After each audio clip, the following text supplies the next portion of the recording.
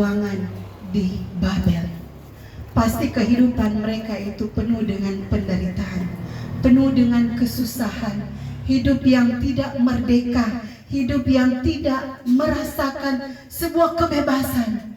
Karena kalau dalam pembuangan berarti mereka hidup mengikuti penguasa pemain. Dan di tengah-tengah keadaan yang begitu sulit, keadaan yang begitu sukar, ada sebuah janji yang diberikan oleh Allah melalui Yesaya. Kalau kita membayangkan mungkin seperti ada mata air di tengah-tengah padang gurun. Ada sebuah siraman air yang sangat sejuk bagi bangsa Israel ketika mereka sedang mengalami suatu musim yang panas, musim yang kering.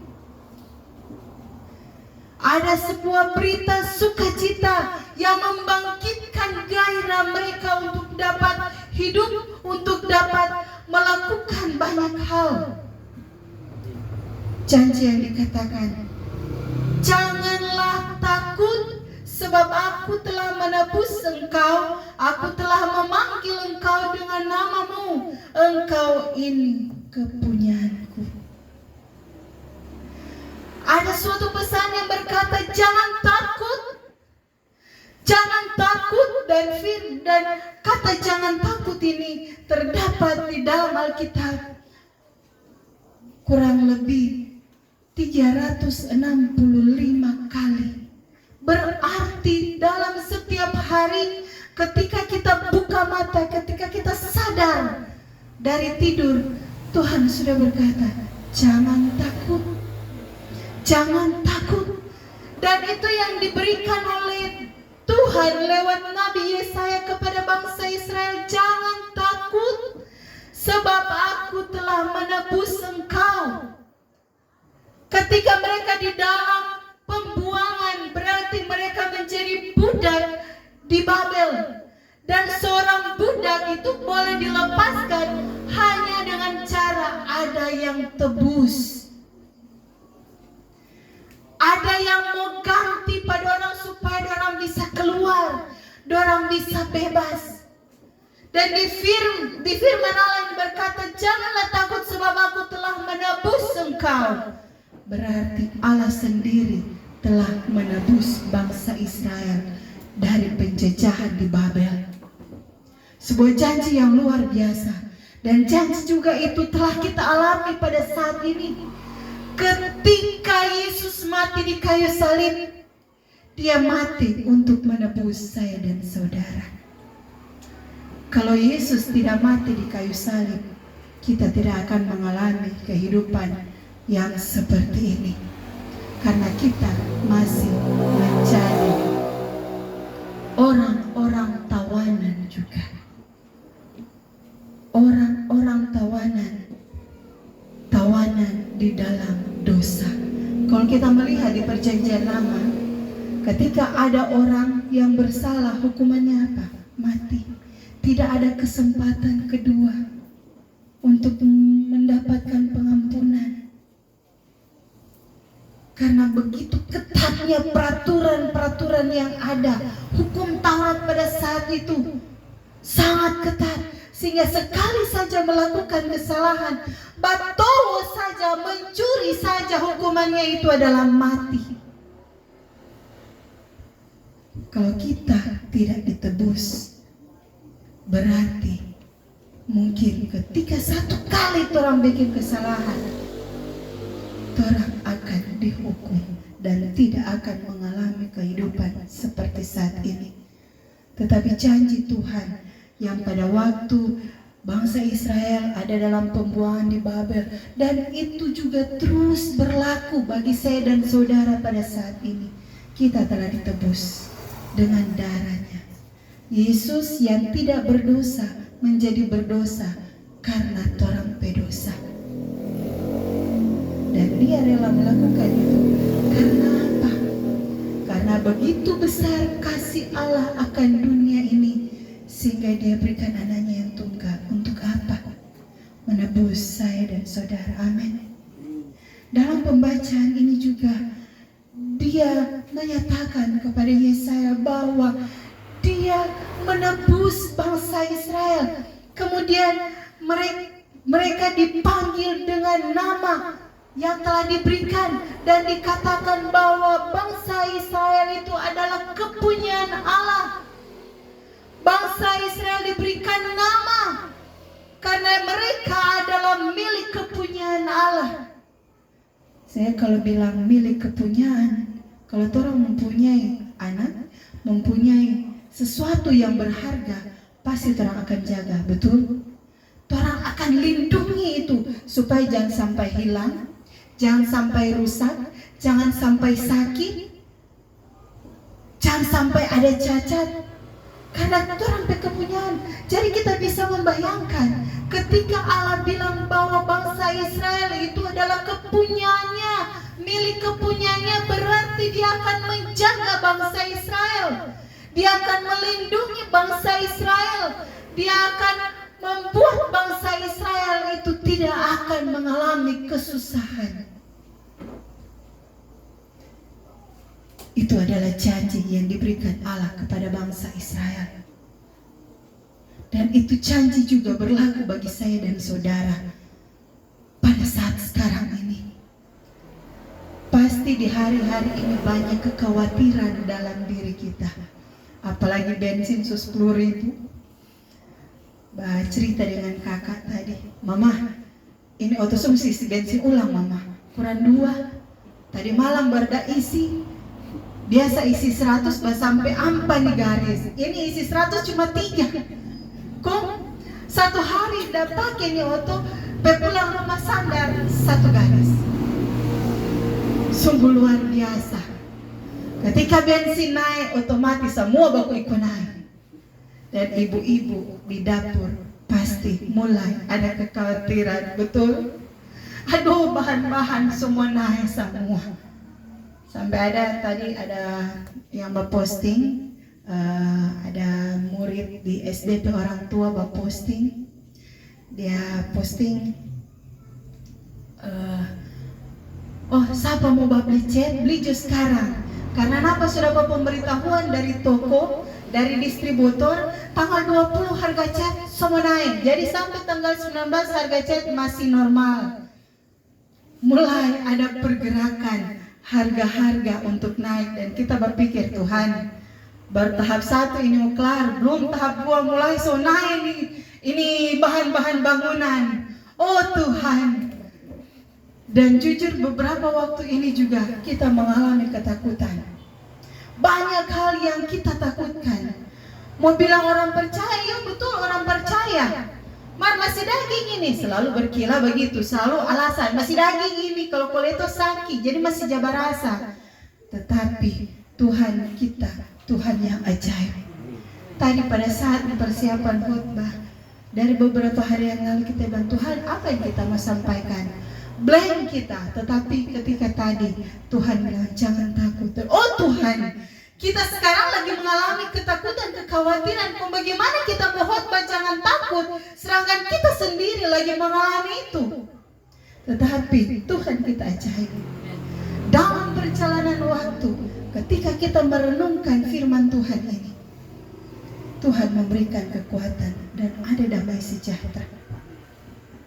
Seperti di Yohanes 14 ayat yang ke-27, bahwa Dia memberikan damai sejahtera bagi saya dan saudara. Dan apa yang diberikan oleh dunia, apa yang diberikan oleh Allah tidak sama dengan apa yang diberikan oleh dunia. Damai sejahtera itu adalah harta kita yang paling harus kita jaga. Kalau di Wahyu pada waktu Metrai kalau tidak salah dibuka, apa lebih dulu hilang? Damai sejahtera. Kiapa tuh damai sejahtera lebih dulu hilang? Karena kalau soalnya ada damai sejahtera, boleh mau senyum lihat orang. Paling senyum boleh. Paling ini muka ini semua jadi, kalau umur 30 tuh muka semua jadi sama umur 40 tahun, karenanya ada damai sejahtera.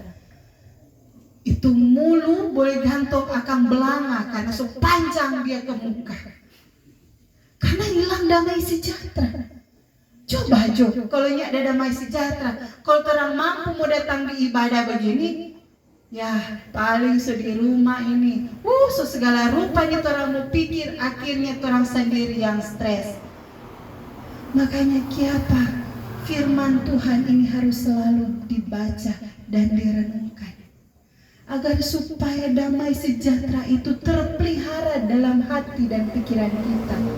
Sama yang kita bilang, ketika kita dalam kekhawatiran, dalam ketakutan, tetapi ketika membaca dan merenungkan firman, kita mengalami damai sejahtera. Di dalam perjalanan kita sampai menangis, karena tadi anak-anak kecapean. Jadi kita yang bawa oto, biasanya dorang yang kita sejarah pegang jaga bawa oto, so dorang hari ini dua-dua menyerah. Mama boleh bawa oto, Mama Ricu. Tapi dalam perjalanan itu ketika dorang tidur, kita cuma menangis di oto. Kita menangis dan Tuhan terima kasih, karena ketakutan yang kita alami diganti dengan damai sejahtera. Kita bersyukur karena Tuhan Yesus hadir dan berbicara. Berbicara apa? Bukan cuma seperti kalau mungkin orang lain yang ada karunia mendengar suara Tuhan bersyukur, tetapi Tuhan Yesus selalu bersuara, berbicara lewat firman. Dan firman ini akan menjadi hidup ketika kita baca dan kita renungkan dan kita percaya. Apa yang dikatakan dalam firman Tuhan ini, ketika kita percaya, maka firman Tuhan yang huruf-hurufnya mati menjadi hidup. Itulah luar biasa Tuhan kita. Janji Dia ya dan amin. Kalau manusia berjanji kadangkala masih pagi sore, tetapi kalau Tuhan berjanji itu tidak akan pernah berubah. Amin. Itu tidak akan pernah berubah. Apapun keadaan kita, itu tidak pernah berubah karena kasih. Dalam firman Tuhan berkata bahwa Allah adalah kasih. Dan itu boleh kita saksikan dalam pembacaan firman Tuhan ini. Kalau pada pasal sebelumnya dikatakan bahwa Allah marah kepada bangsa Israel karena dorang pakai kepala batu. Tetapi kemarahan Allah tidak membinasakan bangsa Israel. Tetapi apa? Dia kasih janji di pasal 43 ini. Kalau di ayat-ayat sebelum dari pasal 43 ini ada kemarahan, ada kekecewaan yang mungkin kita bisa bahasakan sebagai manusia. Ada kekecewaan dari Allah kepada bangsa Israel. Tetapi kekecewaan itu Dia obati lewat janji kepada bangsa Israel. Jadi mungkin terkadang orang sebagai orang tua, ketika anak-anak ada bikin sebuah kesalahan, terkadang orang sudah kita benci sekali pangannya. So segala macam yang orang mau bilang, bahkan orang hati sampai seakan-akan mengeras, nggak peduli lagi itu anak. Tetapi ternyata lewat firman Tuhan ini mengajar bagi saya dan saudara bahwa ketika anak-anaknya melakukan kesalahan, Dia menegur mereka dengan kasih. Amin. Dia menegur mereka dengan janji yang selalu Dia tepati. Dan itulah Tuhan kita. Itulah Tuhan kita yang kita sembah. Jadi ketika kita dengar orang jaga bilang gini, ketika ada orang bikin sakit hati, selalu dia bilang, nanti Tuhan yang balas. Karena firman Tuhan bilang pembalasan adalah hakku. Saudara, terkadang orang anggap Tuhan itu sama dengan orang peota. Karena ketika orang bilang, oh pembalasan itu adalah hak Tuhan, di dalam pikiran orang bahwa Tuhan akan membalas si A yang bikin orang sakit hati dengan cara orang. Mungkin dia bikin sakit hati apa supaya orang berpikiran bahwa Tuhan akan balas itu pada dia dengan bikin sakit hati juga yang sama. Pikiran seperti itu salah. Itu salah karena pembalasan yang Allah berikan bagi orang-orang yang bersalah, bahkan yang menyakiti orang itu adalah kasih. Kasih. Karena di firman Tuhan dikatakan bahwa Allah tidak menginginkan kebinasaan dari orang-orang fasik, tetapi Dia mau orang itu bertobat. Jadi pembalasan yang Allah berikan adalah supaya orang tersebut bisa sadar dan kembali berbalik kepada Allah. Amin. Jadi kalau ada orang bikin sakit hati, jangan sampai orang mau berpikir bahwa Tuhan mau bikin, mau balas sama dengan apa dia bikin 4 orang. Enggak, nyana akan menjadi itu. Karena Allah pasti membalas supaya orang itu jadi sadar dan berbalik kembali kepada Tuhan, agar supaya ada pertobatan. Amin. Jangan orang bikin sama cara berpikir Allah dan orang cara berpikir. Sama di firman Tuhan bilang, sama dengan langit dan bumi DP beda, nyana sama. Tetapi satu hal yang harus tetap kita pegang, bahwa Allah yang kita sembah adalah Allah itu kasih. Dia selalu mengasihi saya dan saudara, sehingga ketika kasihnya itu nampak dalam kehidupan saya dan saudara, maka percayalah, jangan takut. Sama halnya juga dengan Sharon yang sekarang kelas 2 SMA.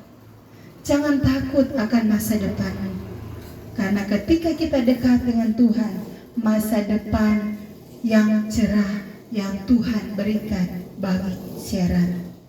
Karena firman Tuhan bilang bahwa rancangan-rancangan Allah dalam kehidupan kita ada rancangan yang membawa damai sejahtera, bukan kecelakaan tetapi damai sejahtera. Dan bagi kita sekalian juga, jangan takut. Sama dengan di firman Tuhan ketika Yesus berjalan di atas air, kemudian murid-murid lihat, dorang ketakutan, dan apa yang Tuhan Yesus sampaikan? Jangan takut, ini aku. Ketika dia bilang jangan takut, janganlah kita takut. Sebab Allah yang kita sembah adalah Allah yang hidup, Allah yang tidak pernah membiarkan saya dan saudara, Allah yang tidak pernah membalas sampai orang mau binasa, tetapi Allah yang selalu hadir bagi saya dan saudara, agar supaya kita hidup penuh damai sejahtera, dan kita boleh tetap terus memiliki pengharapan di dalam Tuhan, percaya kepada Tuhan, dan boleh kita bergairah dari hari ke hari kita melakukan pembaharuan hidup, seperti di dalam Roma 12 ayat 2, melakukan pembaharuan hidup, yang artinya dari hari ke hari ada perubahan hidup. Karena untuk menjadi serupa dan segambar dengan Allah, tidak bisa sama dengan terang bilang simsalabim berubah, tidak, tetapi lewat proses. Dan kita harus ingat bahwa proses-proses ini kita tidak pernah lalui sendiri, tetapi ada bersama dengan Tuhan. Demikian juga buat Oma Meri, 3 bulan yang mungkin kita bilang berat. Pagi-pagi so mesti ke sana baku antri le, kong ketika so mesti mau kemo atau mau sinar paling siksa. Tetapi proses itu dilewati, dan tidak pernah sendiri tuh Oma Meri. Tuhan selalu kasih kekuatan, kasih penghiburan, dan itulah bukti bahwa Dia tidak pernah meninggalkan saya dan saudara. Amin. Tuhan Yesus selalu menyertai kita sekalian hari ini, besok, dan sampai Maranatha. Tuhan Yesus datang kali yang kedua. Tuhan Yesus memberkati kita sekalian. Amin. Mari kita berdoa untuk firman Tuhan. Kami mengucap syukur Tuhan untuk berkat yang boleh kami nikmati pada malam hari ini, yaitu firman Tuhan yang mengingatkan kami Tuhan untuk tidak boleh takut, sebab Engkau sendiri yang berkata jangan takut. Dan kami Tuhan tidak takut, sebab kami percaya Engkau ada bersama dengan kami. Setiap tapakan kaki kami ada Engkau di situ, dan kami sungguh percaya Tuhan. Terima kasih Beri kami kekuatan ya Roh Kudus. Biar firman Tuhan ini akan tertanam dalam hati dan pikiran kami, sehingga kami tetap kuat menghadapi berbagai pergumulan, berbagai tantangan hidup. Sebab Engkau Tuhan ada bersama dengan kami. Terima kasih Bapa.